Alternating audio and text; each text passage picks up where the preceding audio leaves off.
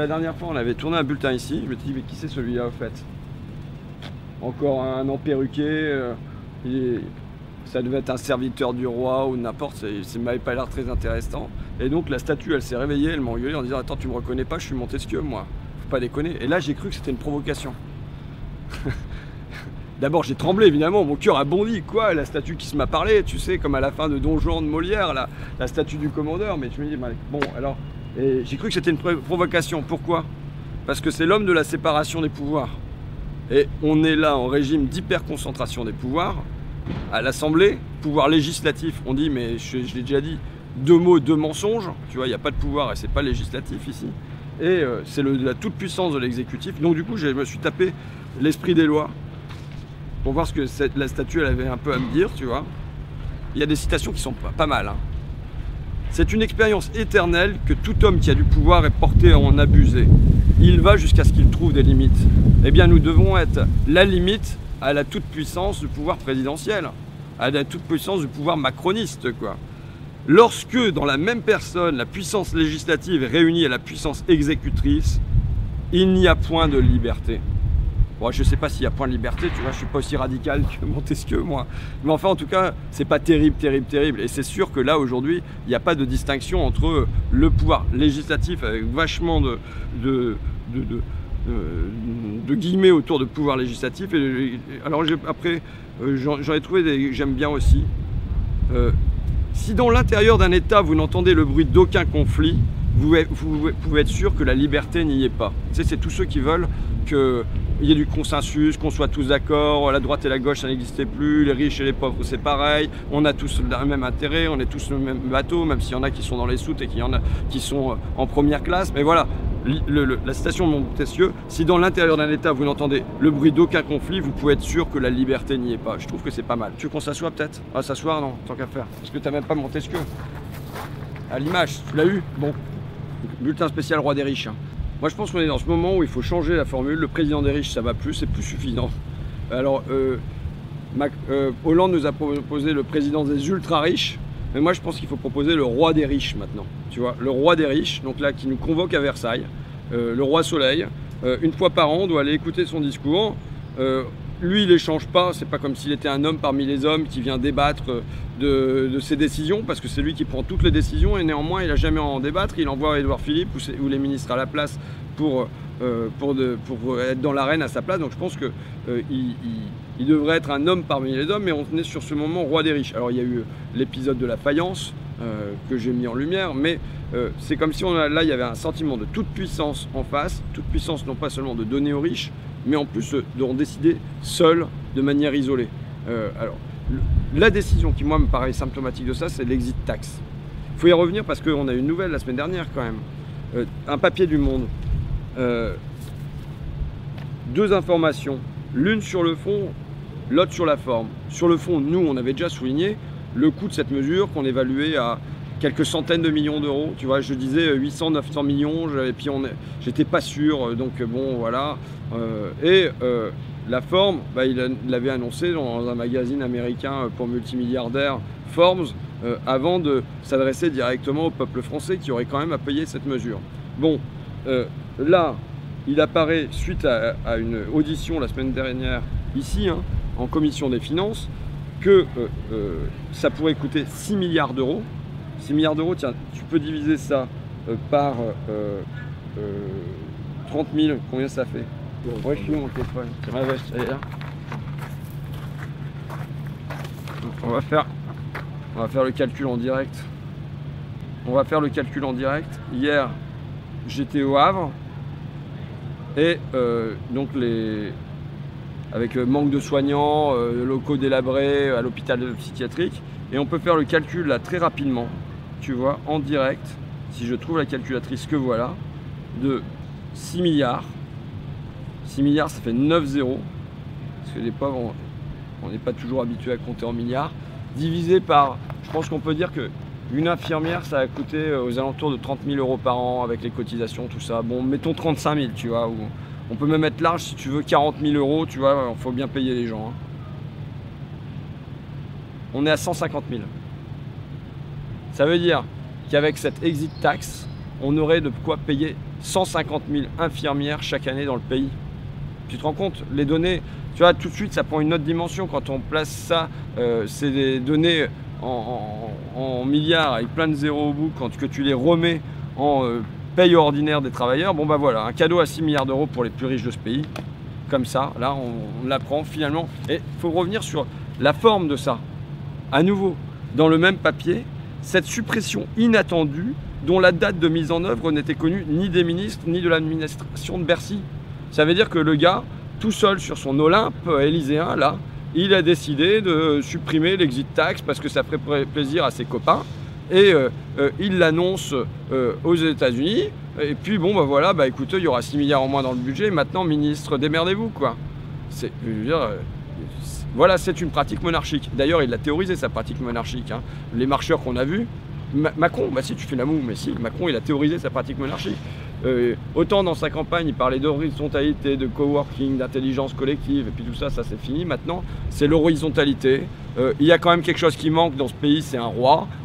Et puis, il faut voir que finalement, une pratique bonapartiste, c'est pas si mal que ça. Donc, boum, je décide, vous exécutez, quoi. Mais en plus, le mec qui décide, il n'a même pas à s'expliquer sur ses décisions. Il vient à Versailles en congrès, boum, il fait son discours, il repart. Jamais il vient à l'Assemblée nationale, il n'a pas le droit de réparer. Mais moi, je serais pour qu'il soit obligé de venir une fois par mois s'expliquer sur ses choix. Je le disais, c'est un espèce de dieu caché qui est derrière les nuages. Il décide de plein de trucs politiques et puis il ne vient même pas s'expliquer devant les gens. Il y a en France une hyper concentration du pouvoir et à l'inverse de ce que veut mon camarade là-haut, tu vois, qui voulait la séparation, il y a une hyper concentration du pouvoir et en plus le mec qui hyper concentre le pouvoir, il n'a même pas à s'expliquer. En Allemagne, Angela Merkel, elle doit s'expliquer. En Grande-Bretagne, Theresa May, elle doit s'expliquer. Et ici, on a Macron qui n'a pas à aller s'expliquer, qui le fait quand il veut, dans un exercice télévisé dont il a décidé les règles à l'avance, tu vois. Bon, enfin. Donc, je pense que cette exit tax, elle est vachement symptomatique. Sur le fond, catastrophique. Et sur la forme, elle témoigne de l'amputation de notre démocratie. Maintenant, en plus, je trouve que c'est carrément une provoque de nous inviter à Versailles pour l'écouter après l'année qu'on vient de passer. Je veux dire, c'est une année où, je sais pas pour le Sénat, mais pour l'Assemblée nationale, on nous a pris pour des cons, quoi. C'était du gavage de lois, continu. J'ai vu une scène la semaine dernière. J'étais en commission des lois. On observait le truc sur la révision constitutionnelle. On y viendra après. Mais sur la révision constitutionnelle. Je sais pas, il est 20h, suspension de séance, on voit qu'il y a encore des centaines d'amendements à regarder. Donc il y a un responsable de chaque groupe qui reste pour discuter de comment on va faire pour examiner la fin du projet. Et puis alors là, il y en a qui disent, bon bah voilà, il faudrait quand même que ça aille un petit peu plus vite. Est-ce qu'on ne devrait pas passer à 1 minute par amendement? Et puis il va falloir qu'on vienne samedi, bon d'accord, mais peut-être qu'il va falloir venir dimanche aussi, ça dépendra de l'heure à laquelle ça se termine. J'étais là, je me disais, mais bon sang, je suis sûr que ça se passait pareil chez Goodyear ou chez Dunlop. Quand tu vois, il y a une demande de pneumatique en urgence et faut faire vite et il faut avoir une livraison pour lundi 21h. Parce que là, il fallait avoir une livraison pour lundi soir. Il faut que la loi, elle soit livrée. Donc à l'usine à loi, il va falloir que les amendements, on les débotte. Et puis il va peut-être falloir des équipes de week-end, tu vois. On va passer en 3 équipes. Enfin, tu vois, t'as l'impression que c'est d'une usine à loi, un gavage des députés. Bon, et on a vécu ça pendant toute cette année. Tu vois, là, hier, c'était la loi sur les fake news. J'ai déjà raconté, mais les fake news, c'est un caprice de Macron. Macron qui déteste être critiqué. On a des témoignages de son entourage dans la campagne qui racontent que chaque fois qu'il y avait un truc qui circulait sur Internet, il avait envie de faire porter plainte. Ben, il n'a pas fini. Je veux dire, personne qui est tout homme un petit peu public n'a pas fini de vouloir porter plainte contre un paquet de trucs sur Internet. Hein. À peu près toutes les pages Facebook, tu peux porter plainte contre elles, quoi. Donc bon, mais une fois qu'il a été élu, eh ben, il lui a fallu une loi sur mesure. J'ai déjà expliqué pourquoi c'est une proposition de loi et pas un projet de loi. Ben donc voilà, et il a trouvé un parlementaire qui soit la marionnette numéro de ventriloquie, tu vois, du parlementaire, parce qu'à la place que si ça avait été un projet de loi, il aurait fallu une étude d'impact. Ça aurait mis 6 mois à être étudié. Quelles seraient les conséquences sur la liberté de la presse et tout ça. Qu'est-ce que sont les conséquences pour les opérateurs téléphoniques, j'en sais rien. Bon, étude d'impact. Et bien, comme pour s'éviter ça, pour que ça aille plus vite, eh ben, on a trouvé un député qui l'a porté comme ça, qui l'a porté jusque hier soir. On a une loi qui est vide de sens. D'ailleurs, j'ai lu une citation de Montesquieu toujours, qui me fait penser vachement à la loi fake news, mais à d'autres aussi sans doute. Les lois inutiles affaiblissent les lois nécessaires. On fait plein de lois, mais quelle est leur utilité? Des fois tu te demandes, quoi. Enfin, je suis sûr qu'entre ce que tu votes et la réalité de ce qui se passe derrière, il y a tellement un fossé. Bon. Et donc voilà, là on vit une année de gavage, et il faut en plus qu'on aille écouter le roi Macron à Versailles. Je pense que c'est de la provoque, quoi. Enfin, sur cette révision constitutionnelle, parce que bon, c'est normal que le mec qui bosse, je dis, dans une usine de pneumatiques, il défende sa boîte, quoi. Hein, si tu vends des chaussures et que tu as un problème dans l'industrie de la chaussure, bah, tu défends ta boutique, c'est normal. Moi, ma boutique, je suis désolé, je suis député. Donc j'ai envie de défendre la boutique qui est l'Assemblée nationale et dont je considère qu'elle devrait être la boutique du peuple français. Tu vois. Donc oui, j'ai envie de me bagarrer sur le sens que ça a d'être député, parce que je ne suis pas devenu député par hasard, je ne suis pas devenu député pour me faire du pognon, je ne suis pas devenu député parce que j'avais rien d'autre à faire dans la vie, je suis député parce que, et je ne suis pas devenu député parce qu'il n'y a pas de place de maire ou n'importe, je suis député parce que je voulais être député, parce que je considère que porter la parole des gens, c'est pas rien, c'est un honneur. C'est quelque chose qui est important dans la société française. Donc voilà, donc j'ai envie de défendre cette boutique dont je vois qu'il faudrait la bouleverser. Moi aussi je suis pour la bouleverser. Mais là ce qu'on veut faire, c'est pas ce que je souhaite, couper le cordon ombilical entre l'Élysée et l'Assemblée, ou bien au moins distendre ce cordon. Ce qu'on souhaite faire, c'est raccourcir la taille de la laisse. Que le Parlement, il soit plus efficient, plus efficace. Tu vois, c'est les mots, c'est l'efficacité à tout crin, quoi. J'imitais Bernard Arnault avant. Tu sais, Bernard Arnault, il était ennuyeux. J'ai dû me taper des heures et des heures de rush de Bernard Arnault pour essayer de trouver quelques phrases de lui à mettre dans mon film. Mais c'était tellement ennuyeux que je ne trouvais jamais. Et tu avais une espèce de routine comme ça, c'était rentabilité, efficacité, productivité, rentabilité, efficacité, productivité. Je suis à l'Assemblée nationale, j'ai l'impression d'avoir le même refrain, quoi, tu vois. Productivité, bon, rentabilité peut-être pas encore, mais efficacité, efficacité. Moi, je ne suis pas là pour être efficace. On n'est pas là pour être efficace. On est un contre-pouvoir. On est là pour débattre, on est là pour représenter les conflits qui traversent la société française. On n'est pas là pour être efficace avec tu vas me sortir de la loi, tu vas me sortir de la loi, tu vas me sortir de la loi. Et c'est ça, il faut réfléchir à ce qui est la fonction de député. Là, il y a une vision technocratique du député. C'est celle qui existe déjà, je crains, et que la loi veut qu'on veut encore nous faire accroître. C'est quoi?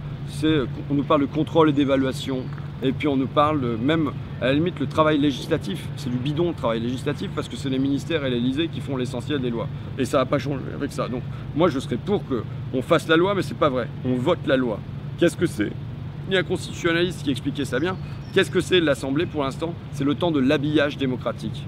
C'est-à-dire qu'il y a une décision technique qui a été prise par Bercy, par l'Élysée, par Matignon, mais il faut que ça transite par l'Assemblée, et c'est le temps où on fait comme s'il y avait de la démocratie. Voilà, c'est un habillage démocratique. Ok, bon, eh bien moi je crois qu'il faut voir d'autres fonctions que la fonction législative à cette Assemblée nationale, au rôle de député.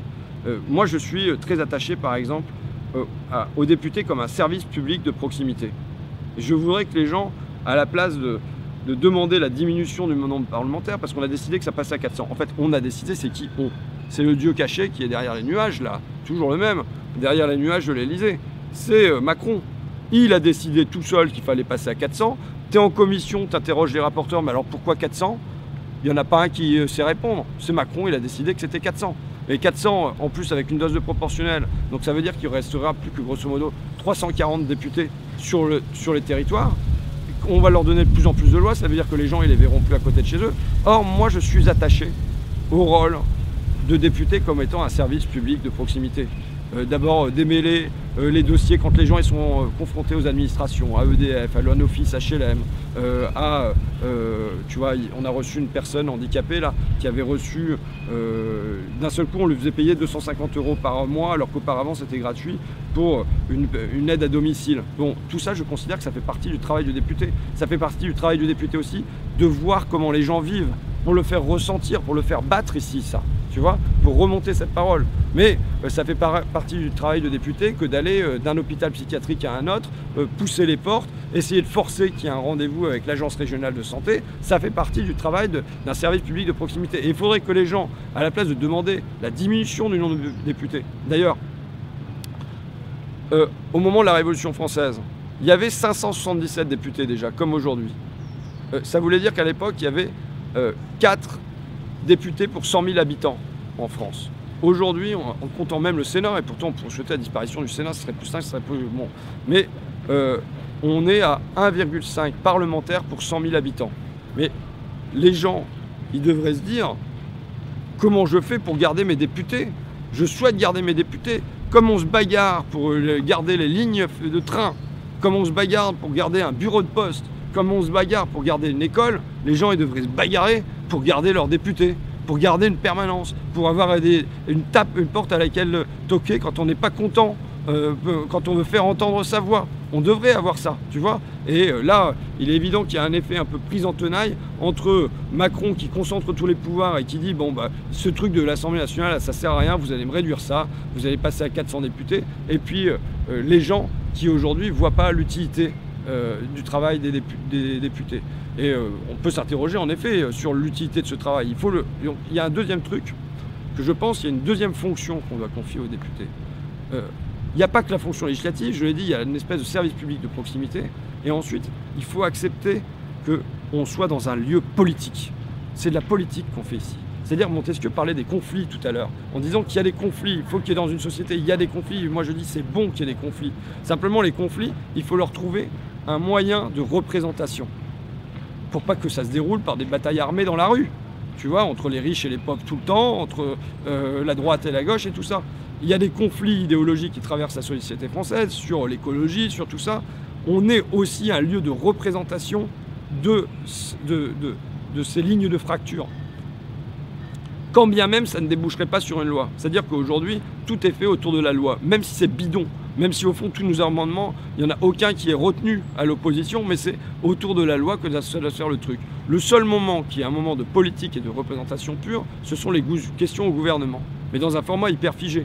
2 minutes, tu poses ta question, 2 minutes, ils te répondent, et on voit bien que malgré ce truc figé, c'est quand même le moment le plus vivant, grosso modo, de l'Assemblée nationale. Eh bien, je pense qu'il faut accepter qu'il y ait dans cette Assemblée nationale des temps politiques qui ne soient pas des temps législatifs, qu'il y ait une déconnexion entre les deux, et qu'il n'y ait pas pour ça que les questions au gouvernement. C'est pour ça que moi j'ai proposé par exemple que, bon, d'abord qu'on fasse descendre le président de la République dans l'arène, que ce soit lui qui vienne directement ici, une fois par mois, expliquer ses décisions, échanger avec les groupes, et y compris avec l'opposition, qu'il ne soit pas le dieu caché qui décide de tout, et puis qui n'a pas à venir sur le terrain s'expliquer ni devant les gens, ni devant leurs représentants. Ça, c'est la première chose.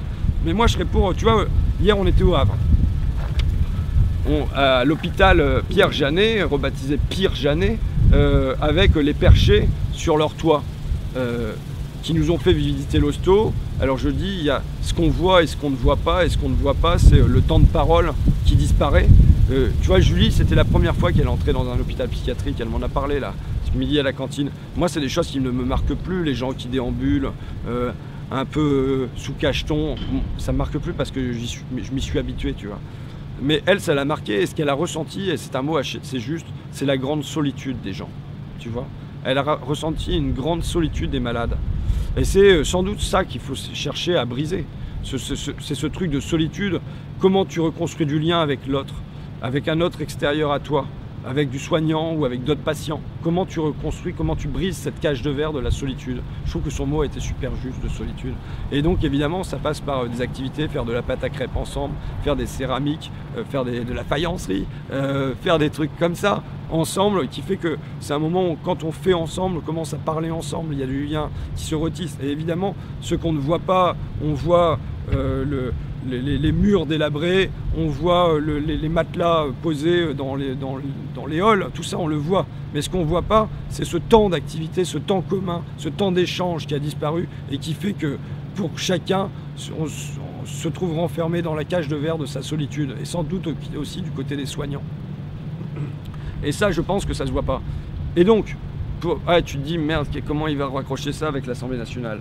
Eh bien, je pense que j'ai une proposition c'est de dire que je reviens de ça, j'ai vu ça, et j'ai envie d'échanger là-dessus avec la ministre de la Santé, Agnès Buzyn, ou éventuellement avec le maire de la ville, enfin l'ancien maire de la ville, Édouard Philippe, Premier ministre. Eh bien, chaque groupe d'opposition a le droit, chaque semaine, d'un droit de tirage, de dire à un ministre, vous venez et nous débattons.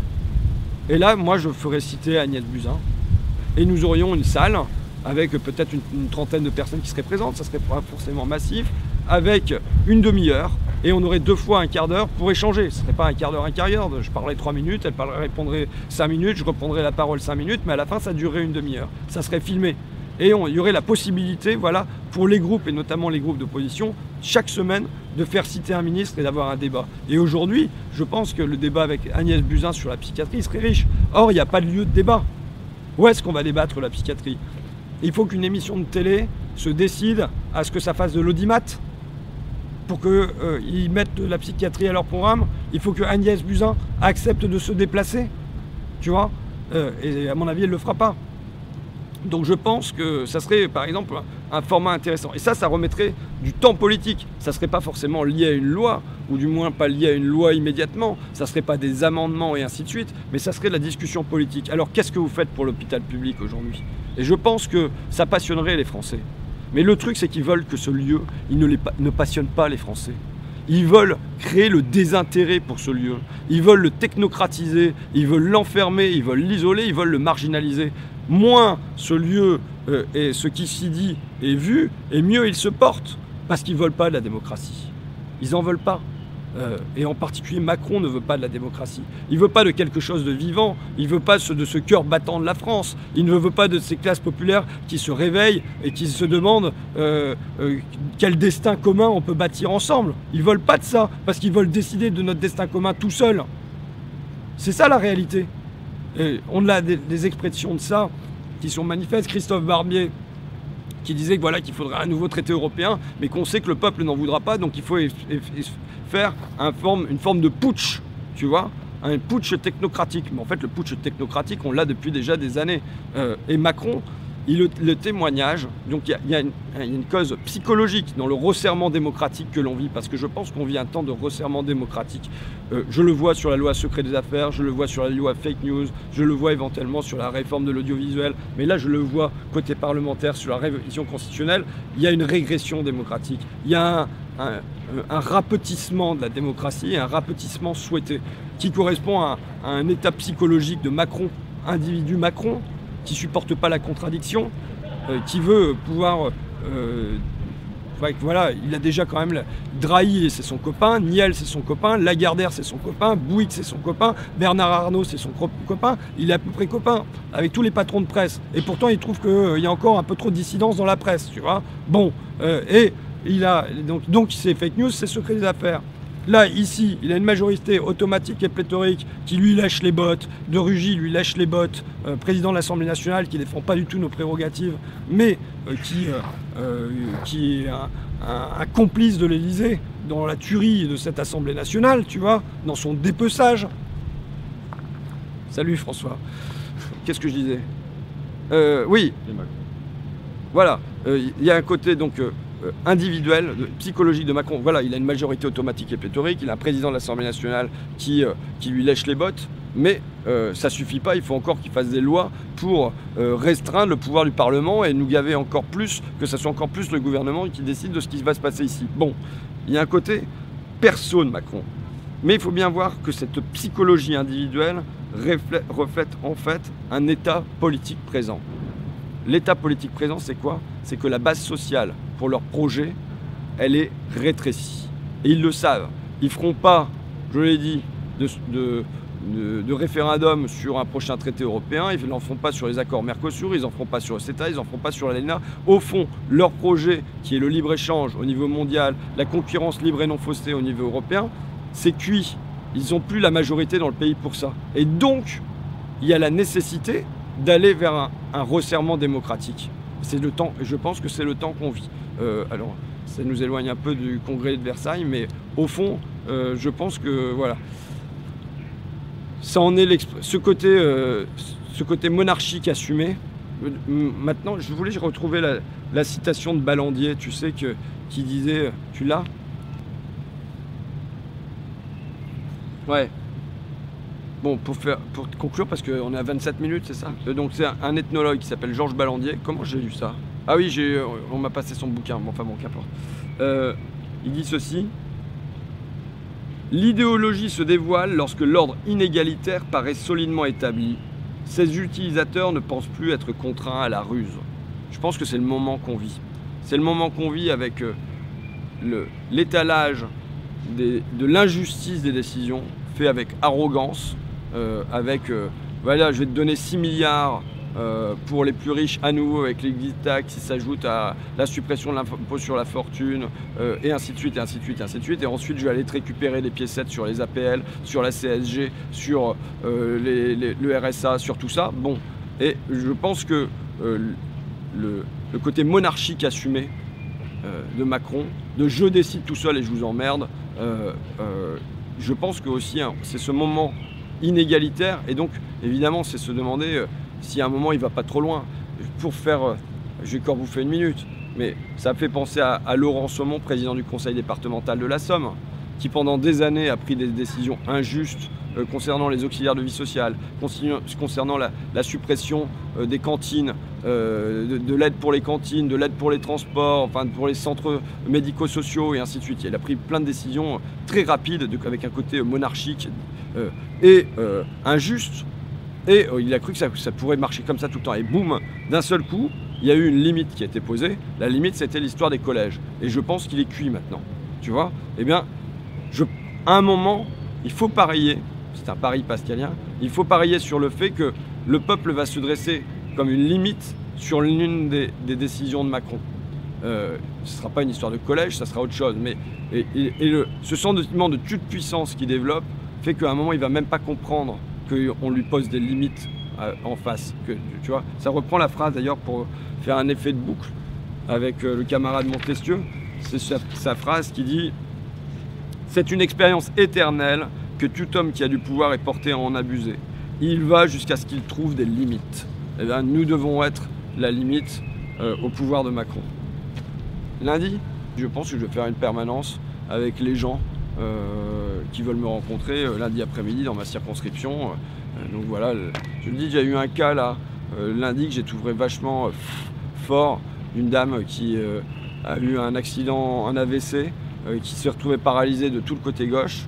D'un seul coup, du jour au lendemain, on lui dit qu'elle a 257 € à payer. Et bien voilà, il faut intervenir, il faut comprendre quelle décision a été prise à nouveau par le conseil départemental, pourquoi l'association elle n'a même pas prévenu qu'il y allait y avoir cette facturation et que voilà, donc on va démêler des dossiers comme ça, mais ça nous ramène les deux pieds sur terre aussi, et non pas comme le dieu caché Macron dans son Olympe éternel de l'Élysée, quoi.